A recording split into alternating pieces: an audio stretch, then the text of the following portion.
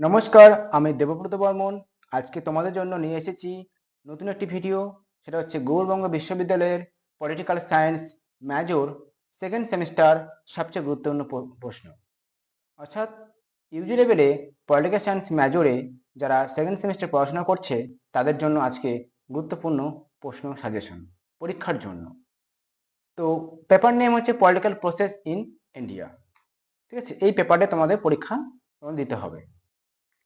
তো এই ভিডিওতে আমি প্রতিটি মডিউল অর্থাৎ তোমাদের 4টি মোট মডিউল আছে, সেই 4টি মডিউল থেকে মোস্ট ইম্পর্টেন্ট প্রশ্নগুলো কিন্তু তুলে ধরেছি, যাতে তোমরা খুব সহজেই প্রস্তুতি নিতে পারো এবং পরীক্ষায় তোমরা ভালো ফলাফল করতে পারো।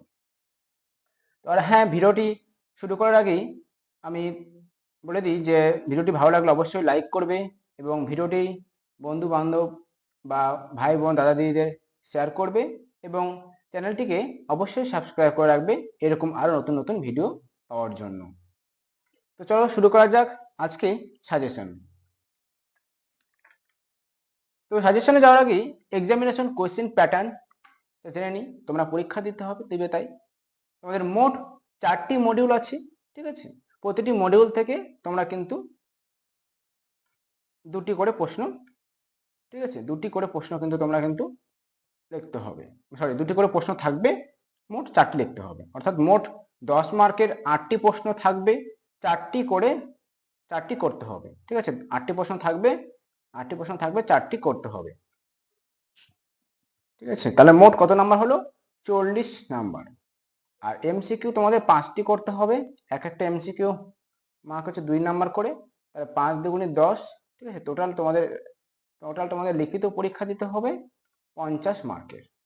ঠিক আছে, তো মডিউল 1 থেকে দেখো, মডিউল 1 থেকে যে সমস্ত প্রশ্নগুলো সব থেকে গুরুত্বপূর্ণ তা আমি তুলে ধরেছি। তো মডিউল 1 থেকে প্রথম যে প্রশ্নটা সেটা দেখো গুরুত্বপূর্ণ। Right a note on the changing nature and dimension off party system in India. ভারতের দলীয় ব্যবস্থার পরিবর্তিত প্রকৃতি ও মাত্রা নিয়ে একটি টিকা আলোচনা করো। Discuss the nature and recent Trends.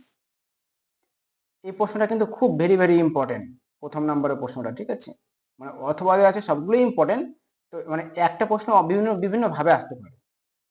Recent trend, তাহলে বললাম discuss the nature and recent Trends off party system in India. ভারতের দলীয় ব্যবস্থার প্রকৃতি ও সাম্প্রতিক প্রবণতাগুলো আলোচনা করো। দেখো, এই প্রশ্নটা কিন্তু 2022 সালে ইউজিবিতে তোমরা এসেছে, দেখতে পাচ্ছ তোমরা, তাই এটা কিন্তু খুব গুরুত্বপূর্ণ একটা প্রশ্ন।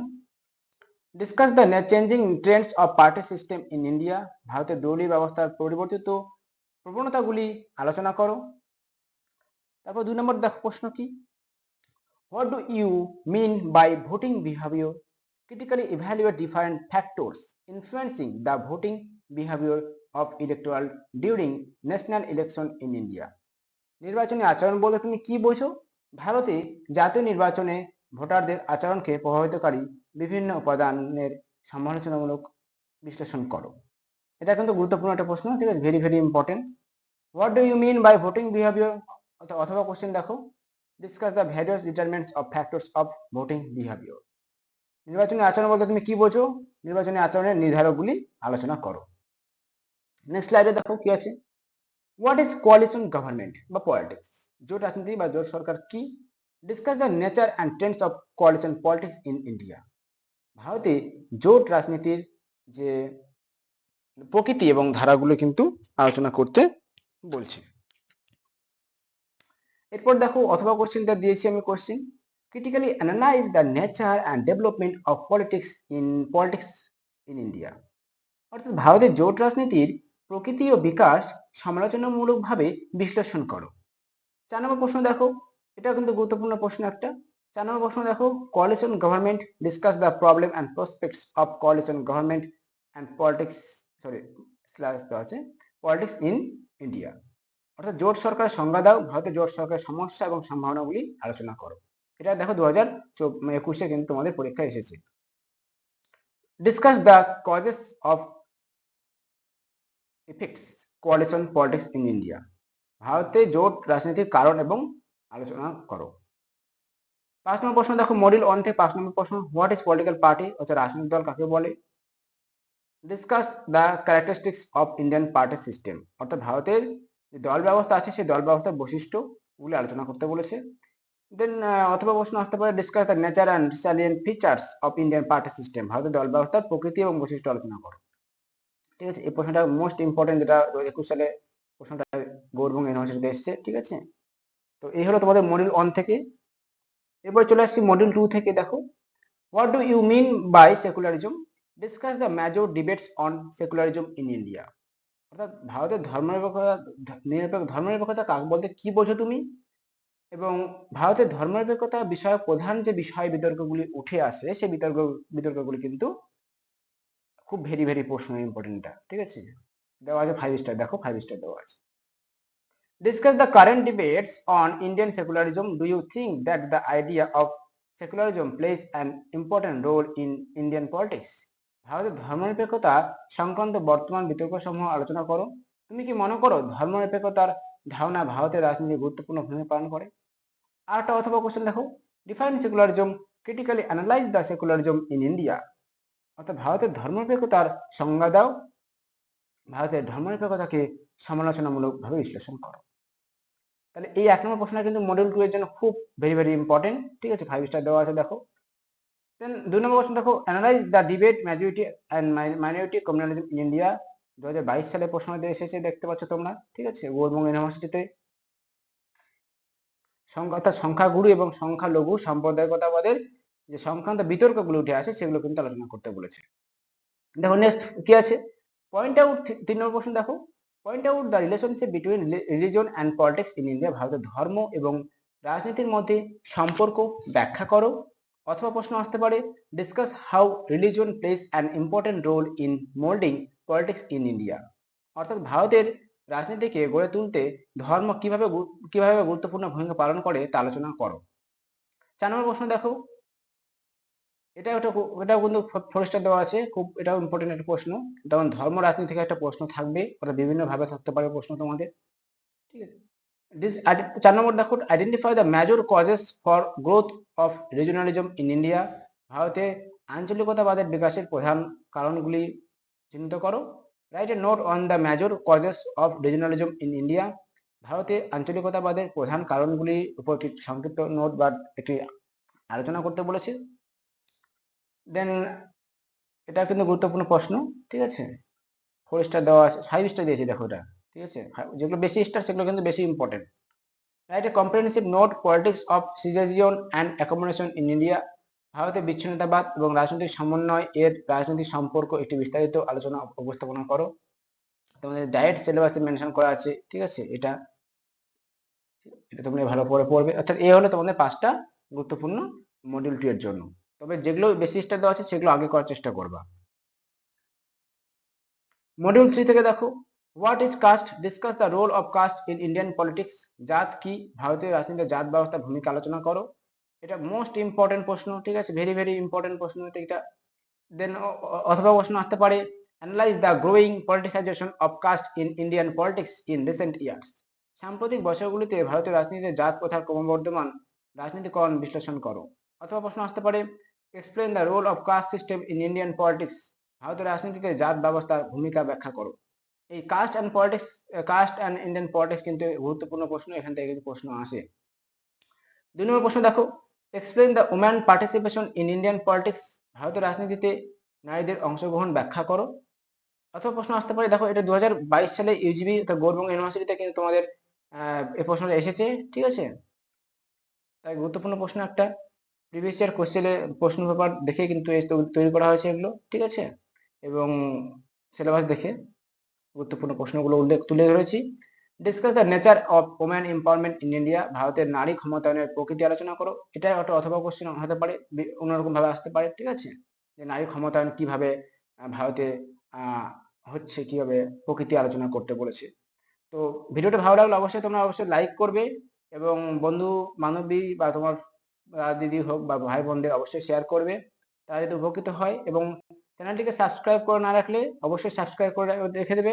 ঠিক আছে, তো নেক্সট স্লাইডে যাই আমরা। Discuss the different steps taken to promote women's political participation in India, ভারতের নারীদের রাজনৈতিক অংশগ্রহণ বৃদ্ধির জন্য কিছু গৃহীত বিভিন্ন পদক্ষেপ নিয়ে আলোচনা করতে বলেছে। ঠিক আছে, এখানে কিন্তু তোমরা এখানে স্টার চিহ্ন দেওয়া হয়নি। ঠিক আছে, এটাও কিন্তু প্রায় 4 স্টার। ঠিক আছে, 4 স্টার, এটা কিন্তু 4 স্টার একটা। ঠিক আছে, প্রশ্ন গুরুত্বপূর্ণ, স্টার চিহ্ন দেওয়া হয়নি। তো এখানে কিন্তু পড়বে, কারণ 2023 সালে দেখা যাচ্ছে 33% পার্লামেন্টে কিন্তু লোকসভা এবং বিধানসভাতে কিন্তু 33% কিন্তু তোমরা নারীদের যাতে অংশগ্রহণ করতে পারে রাজনীতিতে, বা তাদের সিট অংশগ্রহণের ক্ষেত্রে কিন্তু রিজার্ভেশন করা হয়েছে। তো সেক্ষেত্রে একটা গুরুত্বপূর্ণ এখানে একটা প্রশ্ন হিসেবে থাকতে পারে, যেহেতু নারীদের এখন প্রায় 1/3, ঠিক আছে, গুরুত্বপূর্ণ রিজার্ভেশন করে দিচ্ছে। Discuss the issue of reservation in Indian political system. What are the provisions regarding SC, ST and OBC in the Constitution of India? ভারতের রাজনৈতিক ব্যবস্থায় সংরক্ষণ বিষয়টি আলোচনা করো। ভারতের সংবিধানে তপশিলি জাতি বা এসসি, এসটি এবং ওবিসি সম্প্রদায়ের ক্ষেত্রে কি কি সংরক্ষণের বা কি কি ব্যবস্থা নেওয়া হয়েছে তা কিন্তু আলোচনা করতে বলেছে। তো এটা খুব গুরুত্বপূর্ণ প্রশ্ন। ঠিক আছে, রিজার্ভেশন থেকে তোমাদের একটা যদি যদি কাস্ট পলিটিক্স থেকে না দেয়, রিজার্ভেশন থেকে কিন্তু দেওয়ার সম্ভাবনা আছে। অর্থাৎ রিজার্ভেশন এবং কাস্ট পলিটিক্স দুটোর মধ্যে একটা কিন্তু দেবে। তো চলে যায় মডিউল 4 থেকে। দেখো মডিউল 4 এ কি আছে। মডিউল 4 এ প্রথম যে প্রশ্নটা আছে সে প্রশ্নটা ভেরি ভেরি খুব মোস্ট ইম্পর্টেন্ট। এটা 10 স্টার দিতে পারো একদম। আমি এখানে 5 স্টার দিয়েছি, বাট এটা 10 স্টার। এটা কিন্তু এখান থেকে প্রশ্ন কিন্তু আসবেই, কারণ এখানে একটা বড় টপিক এটা। Discuss A detail amendment procedure of Indian constitution. ভারতের সংবিধান সংশোধনী প্রক্রিয়া বিস্তারিতভাবে আলোচনা করো। Discuss the amending procedure of the constitution of India. Does it make the constitution of flexible one. 2021 সালে দেখো এটা প্রশ্ন কিন্তু এসেছে তোমাদের, এই প্রশ্নটা হুবহু প্রশ্নটা এসেছে। তো তোমাদের এবারের জন্য গুরুত্বপূর্ণ, মানে বিভিন্ন ভাবে আসতে পারে। এই যে ভারতের সংবিধান সংশোধন প্রশ্নটা বিভিন্ন ভাবে আসতে পারে। দেখো লাস্টের দুটো প্রশ্ন দিয়েছি তোমাদেরকে। ডু ইউ থিঙ্ক, তুমি কি মনে করো, that the constitution of India strikes a good balance between rigidity and flexibility? Discuss with special reference to the amending procedure of the Indian constitution. তুমি কি মনে করো ভারতীয় সংবিধানে অনমনীয়তা এবং নমনীয়তার মধ্যে একটি ভারসাম্য বজায় রাখা হয়েছে? সংবিধান সংশোধনের প্রক্রিয়ায় বিশেষ উল্লেখ করে আলোচনা করতে বলেছে। তারপর দেখো, examine define procedure of amending of the Indian Constitution. Can the Indian Constitution be regarded in this context a combination from flexibility and rigidity? ভারতের সংবিধান সংশোধনের বিভিন্ন পদ্ধতি বিশ্লেষণ করো। এই প্রসঙ্গে সংবিধানটিকে নমনীয়তা এবং অনমনীয়তার সংমিশ্রণ হিসেবে ধরা যায় কিনা তা আলোচনা করো। ঠিক আছে, এই যে প্রশ্নগুলো দেখছো, তোমরা যদি কোনো অসুবিধা হয়, ঠিক আছে, তোমরা অবশ্যই কমেন্ট বক্সে জানাবে, এবং কোনো কিছু যদি জানার থাকে তাহলে তোমরা কিন্তু এই নিচে দেওয়া এই নাম্বারে কিন্তু তোমরা অবশ্যই যোগাযোগ করতে পারো, হোয়াটসঅ্যাপ করতে পারো কোনো প্রবলেম থাকলে। ঠিক আছে, কোনো জানার থাকলে। তো চলে যাই নেক্সট কি আছে। দেখো 2 নম্বর প্রশ্ন দেখো, ডিসকাস বা analyse the composition, function and role of election commission of India. ভারতের নির্বাচন কমিশনের গঠন, কার্যাবলী ও ভূমিকা আলোচনা করো বা বিশ্লেষণ করো।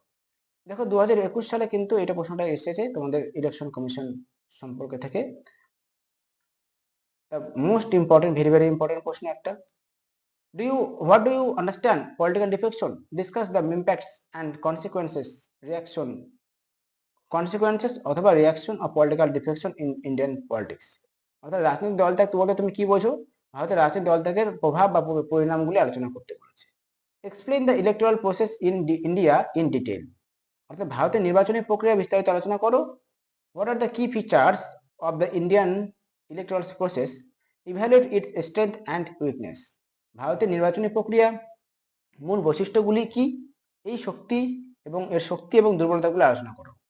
অর্থাৎ তোমাদের অনেকগুলি প্রশ্ন আছে, যার মধ্যে থেকে কিন্তু তোমাদের যেগুলো বেশি স্টার দেওয়া আছে সেগুলো কিন্তু বেশি করে আগে পড়বে এবং ভালো করে পড়বে। ঠিক আছে, তারপর দেখো লাস্ট কোয়েশ্চেন মডিউল 4 থেকে, ডিসকাস দ্য বেসিক ফিচার্স বা characteristics of electoral system in India.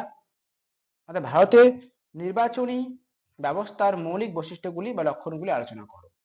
এই হলো তোমাদের 1 থেকে 4 অর্থাৎ 4টি মডিউলের এই যে সেকেন্ড সেমিস্টার পলিটিক্যাল সায়েন্স মেজরের সাজেশন। তো যেগুলো স্টার দেওয়া আছে, আগে বললাম যেগুলো স্টার দেওয়া আছে বেশি সেগুলো আগে করবা, কিন্তু প্রত্যেকটা প্রশ্ন ইম্পর্টেন্ট। ঠিক আছে, তো থ্যাংক ইউ। ফর ওয়াচিং, ভিডিওটি দেখার জন্য অসংখ্য ধন্যবাদ সকলকে, এবং stay connected for more educational content. তোমরা যদি এরকম আরো ভিডিও দেখতে চাও তো অবশ্যই চ্যানেলটিকে চ্যানেলটির পাশে থাকবে, ঠিক আছে? চ্যানেলটিকে সাবস্ক্রাইব করে রাখবে, এবং ভালো লাগলে লাইক শেয়ার অবশ্যই করবে। যারা তোমার বন্ধু বান্ধবী বা তোমার ভাই বোন যারা পরীক্ষা দিচ্ছে তাদেরকে অবশ্যই শেয়ার করবে, এবং তোমার নিজের যদি ভালো লাগে অবশ্যই লাইক করবে।